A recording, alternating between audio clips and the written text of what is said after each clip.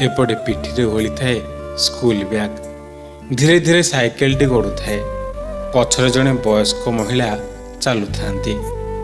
हाथ में गोटे छोट गैस चूल्हा धरी था महिला जनक। साइकेल जाई पहुँचला भुवनेश्वर पुरी मुख्य रास्तार। से रास्ता कड़े साइकेल रखी पाखरे थिबा एक टेबुल को आनी रखिला पिलाटी। पुणी साइकेल जिनस बाहरी करी टेबुल उपर सजाइला। अंडा ट्रे और अन्य जिनस रखाला। परे कांधरे पड़िथिबा बैग धरी साइकेल चलाई कुआडे चलीगला। आमे ताकू किछि पचारिबा पूर्वरु स्कूल बैग सह से उभान हो सारी। तेबे आम नजर पड़ा ता परदिन राति प्राय 11टा बेलू सही जगह उपरे पिलाटी रास्ता कड़े बसी मिंजी मिंजी आलुआरे पाठ पढ़ुए।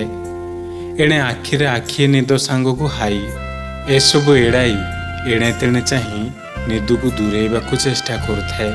किछि समय पर पिलाटी सेठारु उठी आसी अंडा ट्रे सहित अन्य सबु जिनिस एकाठी बांधिला निज साइकेल रे। एसबू लदी घर मुहां हो चलिला। सेतेबेले वयस्क महिला सहित जड़े युवती मध्य सांगरे थिले। आउ दिन राति पिलाटी ग्राहक को अंडा परसी देउथाए। जो बयस माँ कोल बसी गेलो होई अली अर्दली करने कथा सही बयस परिवार सह कांध मिलाई काम करुछि पिलाटी। पाठ पढ़ा सह काम साहाय्य करुछि। पिलाटी पाखक गलु और तार ना पचारिलु। कौन पाई एते राति अंडा बिकुछि बोली पचारिलु। पिलाटी कहिला ता ना सूर्यकांत नायक, चतुर्थ श्रेणी रे पाठ पढ़े। बाबू मो बापा ए संसार रे नहांती। प्राय 8-9 मास हैला हमको छाड़ी चली जाइछंती। एबे आमर भरोसा बोली कहीं नहीं। माँ पर घरे बासन माजे आउ रातिर अंडा बिके।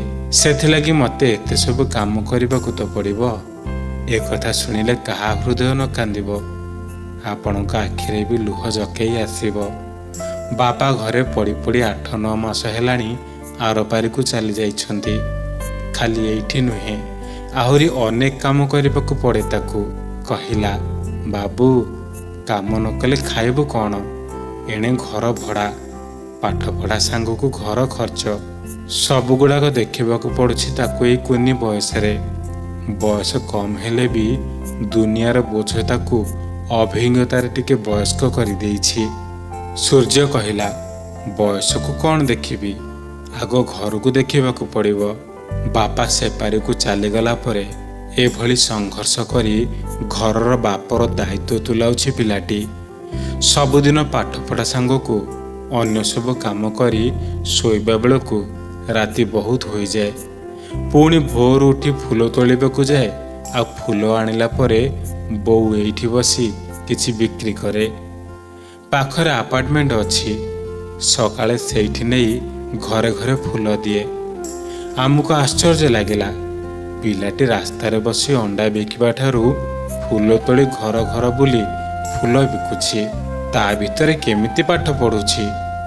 सूर्यर माँ कहूथिले स्वामी रोगरे पड़िबारु चिकित्सा पाई अनेक खर्च हैला, हेले से बंचिले नहीं।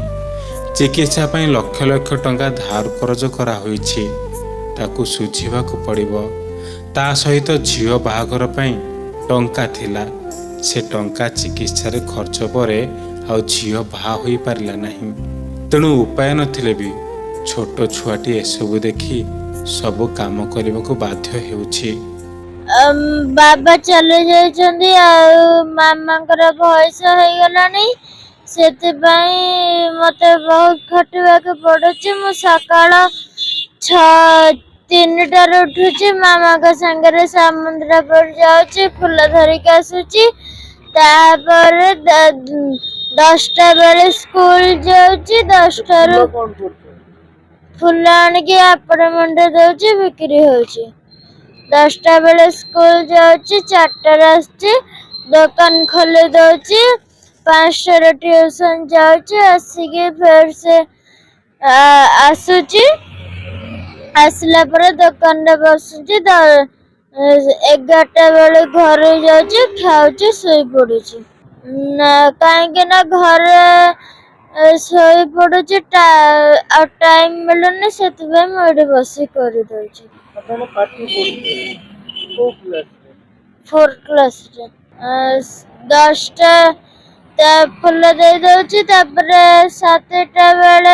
7ଟାରୁ 9ଟା ପାଠ ପଢୁଛି ଆଉ ସକାଳ ପାଠ ପଢିକି ବଡ ପୋଲିସ ଅଫିସର ହେବି।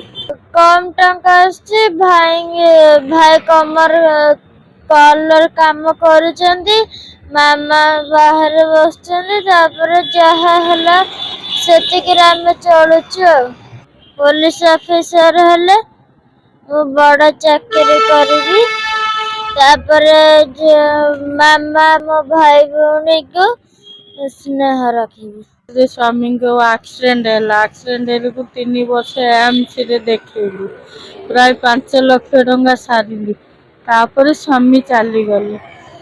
ଆଉ କଣ କରିବି, ଛୁଆଙ୍କୁ ଧରିକି ତ ବଞ୍ଚିବାକୁ ପଡିବ ନା। 2ଟା ଝିଅ 2ଟା ପୁଅ, ଗୋଟେ ଝିଅ ବାହା ହେଇଯାଇଛି, ଆଉ 3 ଲୋକ ଶାଶୁ ମା ଅଛନ୍ତି। ସବୁ ଘର ଭଡା ଧରିକି ଯେ ତା ଛୁଆଙ୍କର ଖର୍ଚ୍ଚ ସବୁ ଚଳେଇବାକୁ ପଡୁଛି। ଆଉ କଣ କରିବି, ସକାଳ 4ଟାରେ ସାନ୍ତରାପୁର ଯାଇକି ଫୁଲ ନେଇକି ଆସିକି ବିକ୍ରି করে ଛୁଆଙ୍କୁ ଧରିକି, ତାପରେ 11ଟାରେ ଘରକୁ ଯାଏ, 4ଟାରେ ଆସିକି ରାତି 11ଟାରେ ଅଣ୍ଡା ବିକେ। ଘର କାମ ଛୁଆ କରେ, ଝିଅଟି କରେ। ବାହାଘର ପଇସା ପତ୍ର ତ ନାହିଁ, ଆଉ ବାହାଘର କୁଆଡେ ଆଣିବି। ପେଟ ପାଇଁ ତ ଖାଇକି ବଞ୍ଚିବା ପାଇଁ କଷ୍ଟ ପଡୁଛି, ଝିଅକୁ ଶାଶୁ ଘରୁ ପଠେଇବା ପାଇଁ ପଇସା କୋଉଠୁ ଆଣିବି।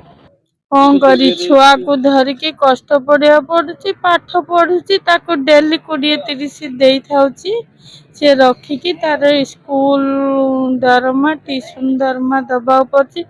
ସ୍କୁଲ ଦରମା ଦେଇପାରୁନି, ସେଥିପାଇଁ ବେଶୀ ପ୍ରୋବ୍ଲେମ ରହୁଛି। କଣ ଚାହୁଁଛନ୍ତି, ମୁଁ ସାହାଯ୍ୟ ଚାହୁଁଛି, ଗଭର୍ଣ୍ଣମେଣ୍ଟରୁ ସାହାଯ୍ୟ ଚାହୁଁଛି, ପ୍ଲସ୍ ଭାଇ ମଉସା ମାଉସୀଙ୍କର ମା ଭଉଣୀଙ୍କଠୁ ସାହାଯ୍ୟ ପାଇବାକୁ ଚାହୁଁଛି। ଖରା ହେଉ କି ବର୍ଷା, ଦିନ ନାହିଁ କି ରାତି, ଏଇଠି ଆସି ଅଣ୍ଡା ବିକୁଛୁ। ସେଥିରେ ପରିବାର ଚଳିବା ଭାରି କଷ୍ଟ। ନାଁଟି ତାର ସୂର୍ଯ୍ୟକାନ୍ତ। ଏହି ବୟସରେ ଯେ ସେ ଏତେ କାମ କରି ପରିବାର ବୋଝ ମୁଣ୍ଡାଉଥିବ, ଶୁଣିଲେ ବିଶ୍ୱାସ ହେବନି। ହେଲେ ଆଖିରେ ଦେଖିଲା ପରେ ଆମେ ବି ତାଜୁବ ହୋଇଗଲୁ। ତାର ଧୈର୍ଯ୍ୟ ଓ ସାହସ ଏବଂ ପରିଶ୍ରମକୁ ଯେତେ ପ୍ରଶଂସା କଲେ ବି କମ୍ ହେବ। ଆଜିର ପିଢ଼ିରେ ଏଭଳି ପିଲାଟିଏ ଖୋଜି ପାଇବା କଷ୍ଟକର। ତେବେ ସୂର୍ଯ୍ୟକାନ୍ତର ଏଭଳି ସଂଘର୍ଷରେ ଆପଣମାନେ ବି